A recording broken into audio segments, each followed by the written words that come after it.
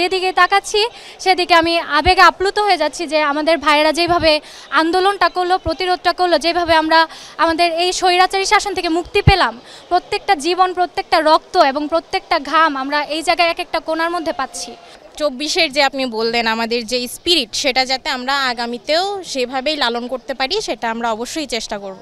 আমি মূলত বাণিজ্য মেলায় আসার কারণটা এই কর্নারটাই আমাকে এই জায়গায় আকৃষ্ট করছে। আর আমি এসে এখানে আছি এই জুলাইয়ের রিভলিউশনের কর্নারটা।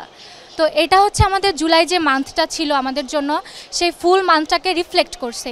তো বাণিজ্য মেলায় এই প্রধান ফটকের পরে আবার পেছনের দিকেও আরেকটা আছে জুলাই কর্নার। তো এই দুইটা কর্নার এতটাই সুন্দর হয়েছে, আর আমি আসলে আবেগে আপ্লুত হয়ে যাচ্ছি আমাদের ভাইদের রক্তের কারণে।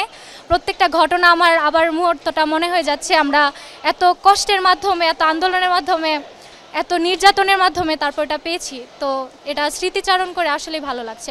আর সবার আসলে জানা উচিত যে কিভাবে আমরা কি কষ্টের মাধ্যমে পেয়েছি, আর দেশটাকে আমরা আসলে কি দিতে চাই, কিভাবে সংস্কারটা করা উচিত, সেটাও সবার জানা উচিত। ইনশাল্লাহ আমাদের তরুণ প্রজন্ম যেটা করে গেছে, আমরা সেই উদ্যোগটা নিয়ে এতটুকু আসতে পেরেছি, এটাই অনেক। এখন আশা আছে আমাদের তরুণ প্রজন্ম যতটুকু আগানোর ততটুকু আগাবে, এই আর কি আশা, সে ততটুকুই।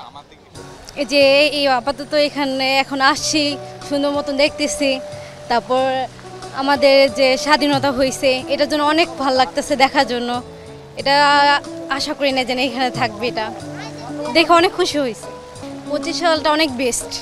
এখন এটা দেখে মনে হচ্ছে ভালো যাবে আগামী দিনের জন্য।